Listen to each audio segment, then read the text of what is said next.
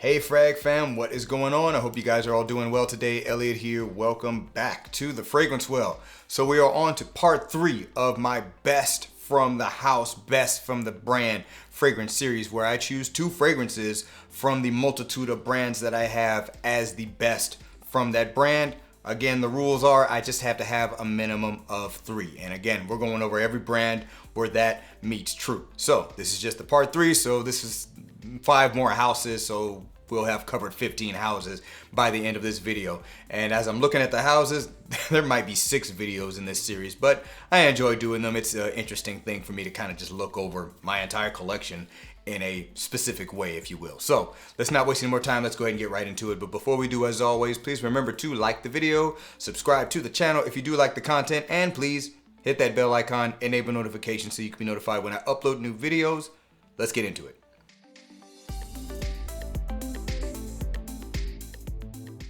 All right, guys, so first house we're gonna focus on is gonna be Jezada, and the first one is Ambassador.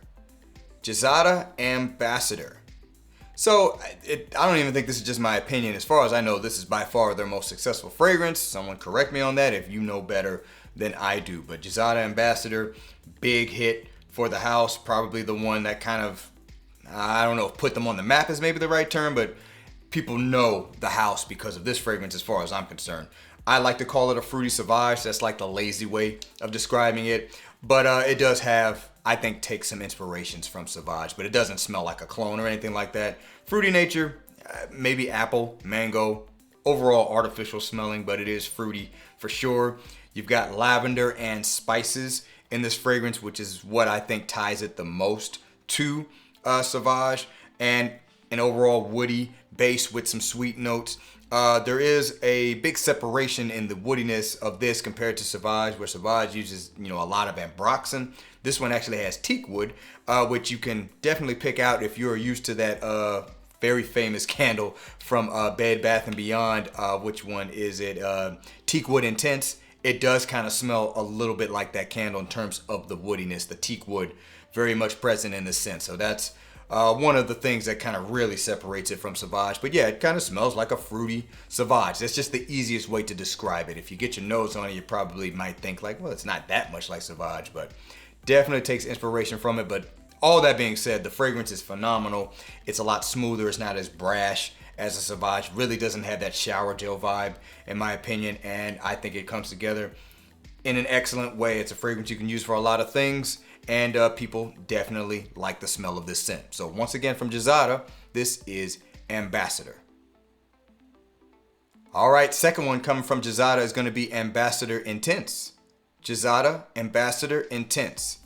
And I forgot to mention, I've got 3 fragrances from the brand. The other one that I did not feature is actually Titanium, which is their, as far as I know, their latest release. And that one is good, but I don't think it comes even close to these 2. So this is actually an intensified version of Ambassador, in my opinion, where that one is a little bit more fruity and fresh and clean with a woody base. This one, I think, ramps up the woods, actually has kind of a darker, fruitier undertone, and adds more florals to the fragrance. Is overall darker, and also the spice profile is a little bit more aggressive in this. Interestingly enough, while I kind of compared Ambassador to Sauvage, I lightly compare this one to Sauvage Elixir. I think the spice profile is quite similar. Cinnamon, nutmeg, some of those spices that was really prominent in Sauvage Elixir. I get somewhat of that here as well. And then again, the fruitiness is not quite as plateful. I don't really get like the apple mango thing. It just kind of has this fruity smell overall. And then collection of florals, like I said, to add another element to this scent. And then the woodiness is just a little bit darker, and it's not overall as sweet either. Another fragrance I think you can really get a lot of use out of. It's easy to wear. It's easy to digest. It just is an intensified take on that original Ambassador DNA. Smells really, really good in my opinion. Now, if I was going to pick one over the other, I'd go for Ambassador, just kind of throwing that out there. So once again, from Jezada, this is Ambassador Intense. All right, guys, the next house we're going to feature is Guerlain, and I think I've got like 8 total, so I'm not going to go over every other Guerlain fragrance. I'm just going to mention the 2 that I chose as the top 2. So the first one is going to be Vetiver. Guerlain Vetiver. Now, most people probably wouldn't pick Guerlain Vetiver as their top two Guerlains, because most people that are into Guerlain, you know, they really like the L'Homme Ideal line. And, you know, I'm not a hater of the line, but I'm not in love with it like most people. I'm gonna be honest, I think it's a little overrated for what it is, but there are some good ones there, so don't get me wrong. But this one here, man, I love this classic take on Vetiver. I love the sharp citrus that's in here, the nutmeg heavy spice profile that's in here, and the grassy, earthy, clean Vetiver that makes up this fragrance. My wife calls this fragrance clean shirt. I think this is absolutely the epitome of a clean gentleman. And I did not have to warm up to this. As soon as I smelled it, I was like, boy, this is just some awesome stuff. Further solidified the fact that I am a big time Vetiver fan in terms of the genre as well as the ingredient, if you will. So once again, from Guerlain, this is Vetiver. All right, next one. Also from Guerlain, this is L'Instant de Guerlain Eau de Parfum. Guerlain L'Instant de Guerlain Eau de Parfum. There is an eau de toilette. I've never smelled it, so I don't know how it compares. All right, so this one, ironically, I didn't say I didn't like it. When I first smelled it, I just wasn't sure about it. I actually came across it in a duty-free store, and I tested it on paper. I was like, okay, I don't know how I feel about that. But I sprayed it on skin, and instantly I was like, you know what? Yeah, I need that. I actually walked out of the store, just kind of went and chilled for a bit, and then came back and got it because I was like, I got to get this. At the time, you really couldn't find this scent. I don't know if that's still the case, but it was hard to get this scent, so I just went ahead and paid full retail for it. I think the stuff is amazing. Really opens with this kind of zingy, astringent citrus profile with a good amount of star anise. That might throw some people off. That's what threw me off initially. I wasn't really used to that yet. It was just kind of throwing me a little bit. But once that kind of settled, you really fall into this luxurious combination of tea notes with a really good patchouli that does feature more of that kind of chocolatey, cakey patchouli, and I love the blend that comes together with the tea notes that is in this, and that's primarily what I get from the scent. There are some other facets to it, but frankly, to my nose, that's like kind of like all it cares about, and that's the most important thing. And I love the way this comes together. Now, most people probably, particularly today, wouldn't really care for a scent like this. They may honestly say it smells like their grandmother or something like that. And all I'm gonna say is, well, your grandmother smelled awesome, because I just love the quality of this scent. I love the makeup of it. I love the vibe of it. That being said, I understand most people, they're gonna go for one of those Guerlain L'Homme Ideal fragrances in terms of their top ones, and that is totally fine. But I almost picked one of those, to be honest, but this one here just kind of edged it out because I just remember the feeling I had when I first discovered this scent, and I still get it every time I smell this fragrance. So once again, from Guerlain, this is L'Instant de Guerlain Eau de Parfum. All right, guys, so the next featured brand is going to be Get Right Fragrances, smaller indie brand that is continuing to grow. They got a new fragrance coming out soon that I'm really looking forward to. But as of right now, I've got 3 of them, and the first one we're going to feature is going to be Clean Team Signature. Again, that's Get Right Fragrances. This is Clean Team Signature. I featured this fragrance in a number of videos. Matter of fact, I talked about it not too long ago, and actually, I don't remember what the subject matter was. Clean and fresh. That was the subject matter, and this fragrance here is very clean. It's very elegant, very business casual minded kind of scent, well together, well put together, gentlemanly kind of fragrance. You've got some florals. It's kind of the driver of this scent. A little bit of a spicy, soapy kind of vibe to it. Kind of has this effervescent, soft, plushy cashmere woodiness to it, a little bit of amberiness to it as well. I think there's a good amount of lavender in this scent, and also not really getting much sweetness from this. It wouldn't really call it a sweet fragrance, but it just all comes together to smell awesome. And also really good long lasting scent as well. So good for the person that's working for, many hours, if you will. This fragrance is excellent. I think this is their top fragrance right now, and it's my top fragrance for them right now. And I gotta say, they hit a home run with this fragrance here. So if you haven't checked this one out, check this one out. It's a really good, just everyday, clean, gentlemanly fragrance that you can use easily, in my opinion. It's just an easy wear fragrance that doesn't smell like everything else. Once again, from Get Right Fragrances, this is Clean Team Signature. All right, guys, next one from Get Right Fragrances is going to be Clean Cashmere, the purple label. Get Right Fragrances, Clean Cashmere, the purple label. Interesting note on this scent, I just realized that the juice has actually gotten darker on this fragrance since I've had it, which I can't remember exactly how long I've had it. It was sent to me by the brand, but I've had it for a while now. But yeah, the juice is actually darker. It's always interesting to me to see that happen. You know, I always wonder what causes that, the juice to change over time. Anyway, what is this fragrance? This is going to be kind of a tropical, fun fragrance here. Lot of coconut in this, some fruity notes. I think black currant is one of the drivers of the fruitiness of this scent. And as the name implies, there is this cashmere accord, kind of that soft, fuzzy, woody nature, if you will, with a little bit of a musky feel to the scent. Smells really, really good in the opening and throughout the mid. To me, it gets a little bit boring in the dry down, which I stated when I talked about the scent. But overall, it still smells great.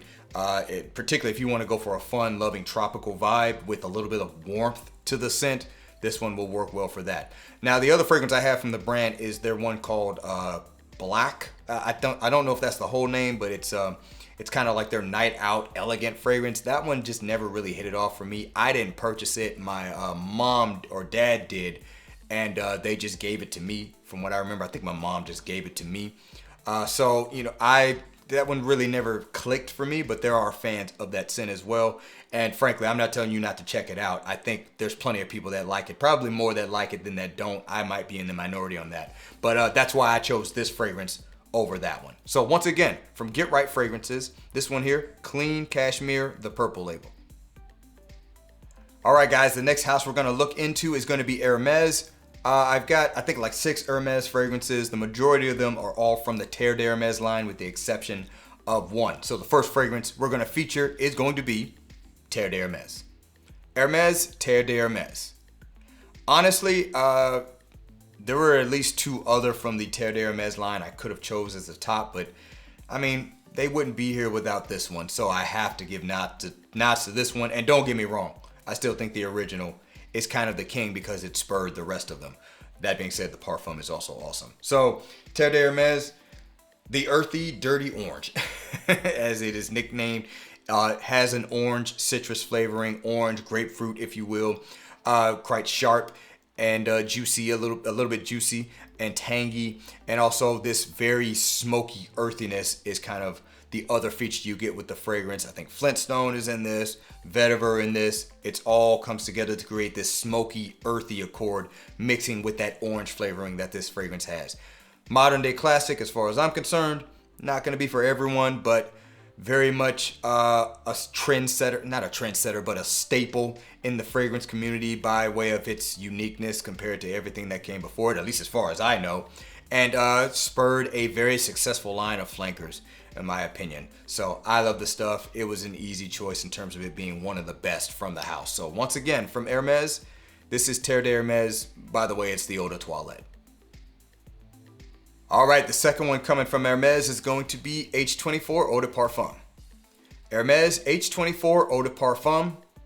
You could basically say this is the successor line to the Terre d'Hermes line, even though they're still dropping Terre d'Hermes fragrances. I think this was the later line that was meant to kind of step away from that to offer something different in terms of, you know, kind of an everyday, gentlemanly, masculine smelling fragrance from the line.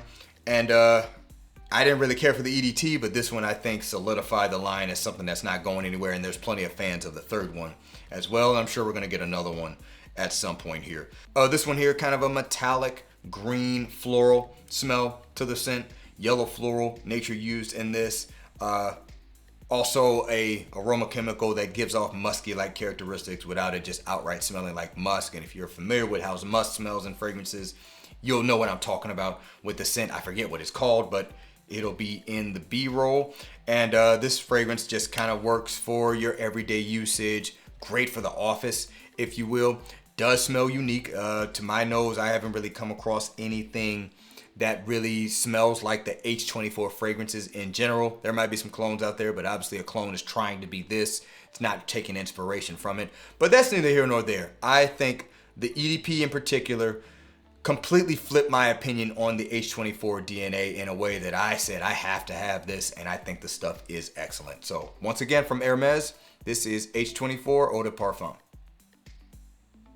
All right, guys, next house we're moving on to is Hugo Boss. And I've got like 5 or 6 from them. So yeah, I'm not going to name every one of those either. First one we're going to feature is going to be Hugo Reversed. Hugo Boss Reversed.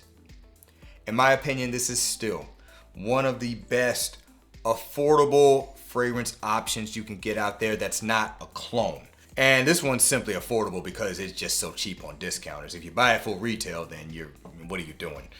This one here, super easy to wear, great everyday scent. I typically use it for a gym scent, but you can certainly use it for more than that. Grapefruit-like citrus profile here, so it's a little bit tart, if you will. There's some aquatic touches, a little bit of spice, a really good woody, ambery kind of quality, so similar to Ambroxan. I don't know if Ambroxan is in here, but Ambroxan kind of plays on that quality. And it's just a great, easygoing, easy to wear fragrance that's very affordable. So guys can use this as much as they want and easily re-up, if you will. So that's why I say it's one of the better choices, better buys out there on the market in terms of that category of affordable fragrances. And I think the stuff smells awesome. So once again, from Hugo Boss, this is Reversed. All right, and last but not least from Hugo Boss, this is Boss Bottled Intense. Hugo Boss Bottled Intense. So as I'm sure some of you guys know, this fragrance is discontinued, so I do apologize for that, but I don't really feel that bad about it. Why? You can get fragrances that kind of smell like what this does from plenty of other brands.